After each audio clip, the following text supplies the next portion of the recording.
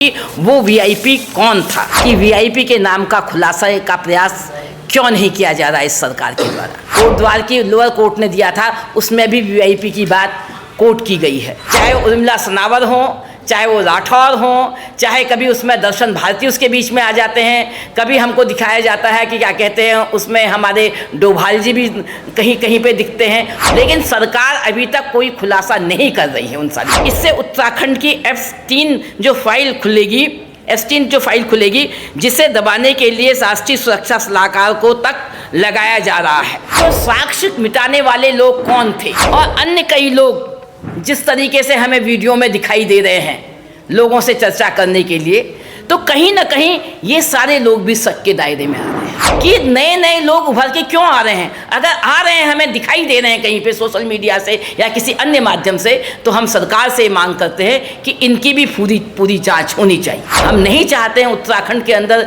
फिर कोई अंकिता जैसा कांड हमारे बीच में हो। हमारी माँ बेटियों का किस तरीके से आप इस्तेमाल करने की सोच रहे हैं इस उत्तराखंड के अंदर। हमने राज्य इसलिए नहीं बनाया कि कल भी यहाँ की महिलाओं की अस्मिता के साथ कोई खिलवाड़ होगा। उसने अपनी जान को भी उत्तराखंड के सम्मान के सामने कुछ नहीं समझा और अपनी जान गंवा दी। आज भी हम अगर बंद कर रहे हैं तो हम अंकिता के लिए कर रहे हैं, उसको न्याय दिलाने के लिए कर रहे हैं, इस उत्तराखंड की तस्वीर बदलने के लिए कर रहे हैं। वो मित्रों, पहले मैं आपका आभार व्यक्त करना चाहती हूँ। 4 तारीख की जो यहाँ पे महारैली हुई थी, उसमें हमें आप सब लोगों का जो सहयोग मिला, वैसे मुझे आभार व्यक्त करने की ज़रूरत नहीं है। उस समय भी मैंने इस बात को कहा था कि ये लड़ाई केवल हम लोगों की नहीं, हम कुछ चंद लोगों की नहीं है। ये लड़ाई उत्तराखंड के पूरे समाज की लड़ाई है और उसमें हमारा मीडिया भी आता है। और जिस निष्ठा के साथ आप लोगों ने भागीदारी की है अंकिता को न्याय दिलाने के लिए, उसके लिए हम सदा आपके आभारी रहेंगे। और हम चाहते हैं कि ये आगे की लड़ाई भी आपके साथ के साथ, आपके समर्थन के साथ हमारी ये लड़ाई आगे बढ़े। धन्यवाद, इतना मैं कहना चाहूँगी। दूसरी बात मैं कहना चाहूँगी कि हमारे विभिन्न साथियों का, ऐसे व्यक्तिगत साथियों का हमें पूरा समर्थन मिला है। यहाँ के बुद्धिजीवियों का, यहाँ के तमाम क्षेत्रों में काम करने वाले, चाहे भूतपूर्व सैनिक हों, चाहे हमारा बार के मेंबर्स हों, विभिन्न जन संगठनों का भरपूर समर्थन हमको मिला है। साथ ही कई क्षेत्रीय दलों का, कई राष्ट्रीय दलों का भी हमें समर्थन मिला है।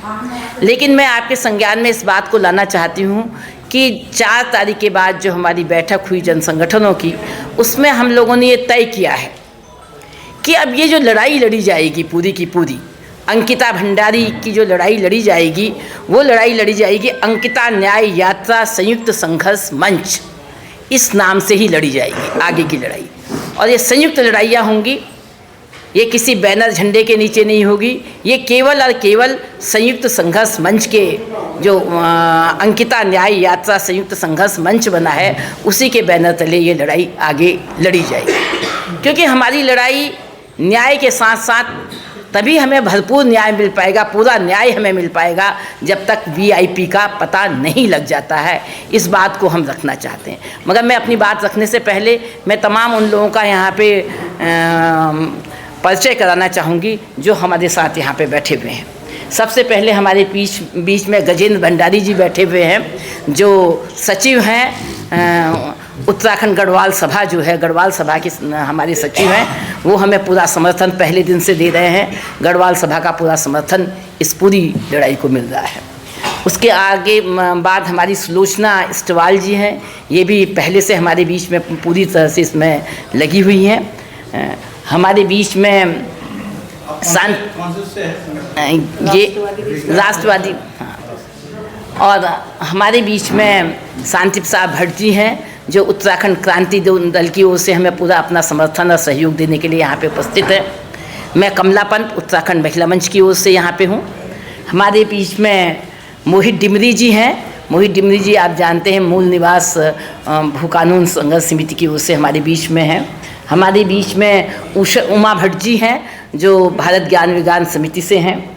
हमारे बीच में श्री DS नेगी जी हैं, हाँ नेगी जी है, हाँ, जो राष्ट्रीय महासचिव हैं उत्तराखंड समानता पार्टी से, वो हमारे बीच में हैं। विनोद धस्माना अध्यक्ष अखिल भारतीय समता मंच उत्तराखंड से हमारे बीच में हैं। इतने लोग अभी हमारी इस सभा में बैठे हुए हैं। मैं अब अपनी बात को शुरू करना चाहूँगी। साथियों, हम लोग थोड़े से कुछ पॉइंट पे ही बात करना चाहेंगे आपसे।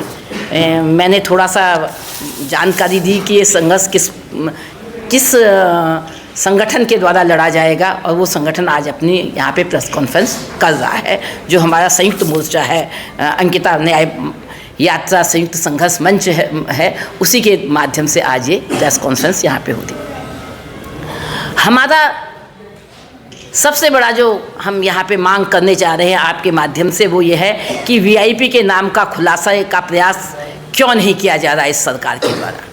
आप भी जानते हैं, कल से लेकर आज तक की जो स्थितियाँ रही हैं पूरे उत्तराखंड के अंदर माने या देहरादून के अंदर माने या पौड़ी से देहरादून के अंदर माने, तो अंकिता भंडारी के माता पिता का भी एक वीडियो जारी हुआ है। उनको कल पौड़ी से यहाँ पे लाया गया। सरकार जिस तरीके से लगातार कह रही है, धामी सरकार, कि हम लोग उनको न्याय देने के लिए वो जो कुछ भी कहेंगे उनके माता पिता, हम उसे हर तरह से मानेंगे।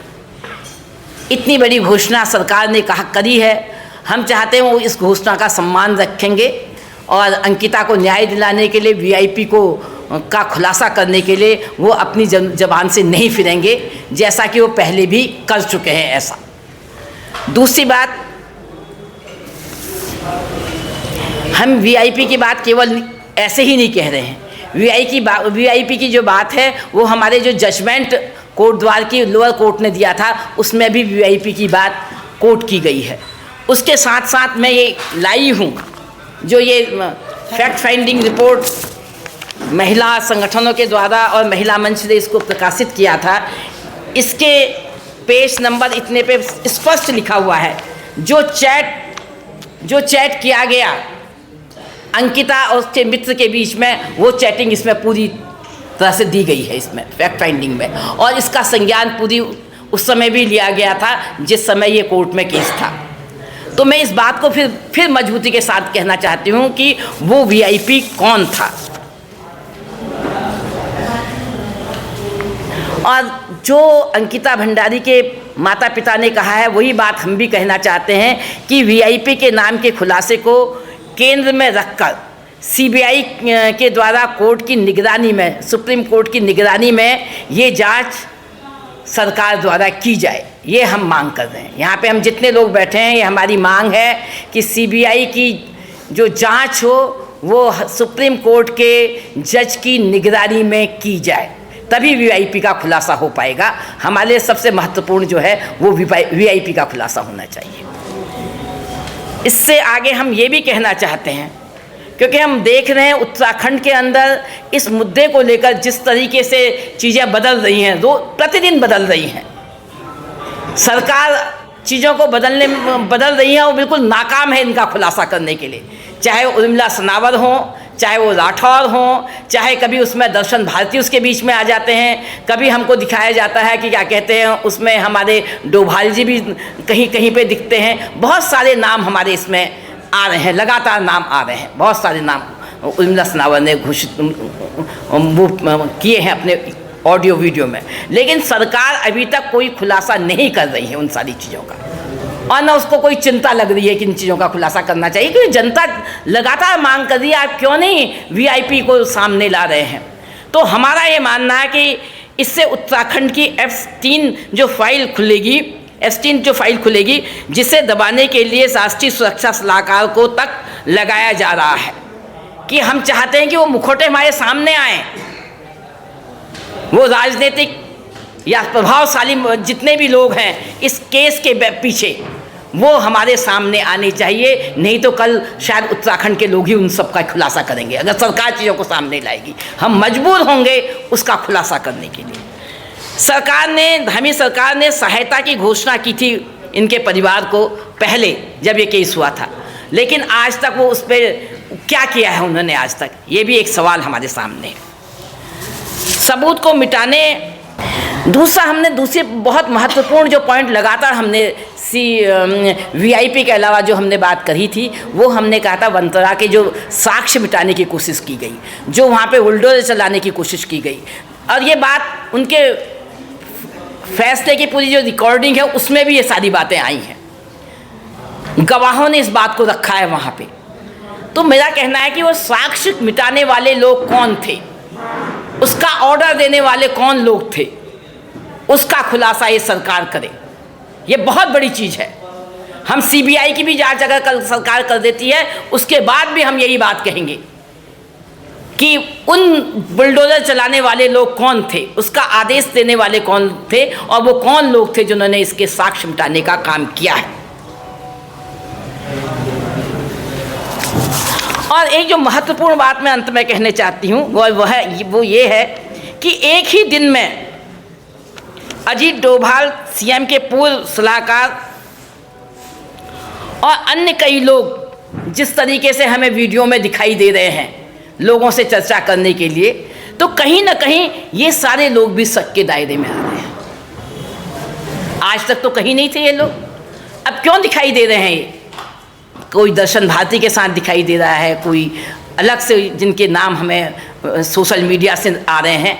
तो हम, क्योंकि एक संगठन है, मैं अपनी बात को भी ये भी कहना चाहती हूँ, यहाँ की तमाम महिला संगठन, तमाम युवा संगठन ये प्रश्न पूछना चाहते हैं कि नए नए लोग उभर के क्यों आ रहे हैं। अगर आ रहे हैं, हमें दिखाई दे रहे हैं कहीं पे सोशल मीडिया से या किसी अन्य माध्यम से, तो हम सरकार से मांग करते हैं कि इनकी भी पूरी जांच होनी चाहिए। ये कौन लोग हैं, कहाँ से आए ये? अगर सोशल मीडिया में भी आए तो कोई ना कोई उनके पीछे कोई ना कोई उनके पास तथ्य होंगे, तभी वो सोशल मीडिया में भी इस तरह की बातें आ रही हैं। और अंत में मैं फिर यही कहूँगी कि हमारी मांग है वीआईपी कौन है, और जांच वीआईपी हमारे सामने आना चाहिए, क्योंकि हम बहुत आहत लोग हैं। हम पूरे उत्तराखंड के अंदर तमाम उन महिलाओं और उन बच्चों की सुरक्षा के लिए आगे आके बढ़कर हम लोगों ने कदम उठाया है। हम नहीं चाहते हैं उत्तराखंड के अंदर फिर कोई अंकिता जैसा कांड हमारे बीच में हो। हम जिस तरह की राजनीति है, जिस तरह का कल्चर हमारी भाजपा सरकार यहाँ पे लाई है उत्तराखंड के अंदर, मैं कहती हूँ चाहे वो ड्रग्स का कल्चर हो, चाहे वो नशे का कल्चर हो, चाहे वो रिजॉर्ट का कल्चर हो, पहाड़ों के दूरस्थ इलाकों में क्यों रिजॉर्टों की जरूरत पड़ रही है? हमारी माँ बेटियों का किस तरीके से आप इस्तेमाल करने की सोच रहे हैं इस उत्तराखंड के अंदर? ये हमारे लिए बहुत बड़ा प्रश्न है।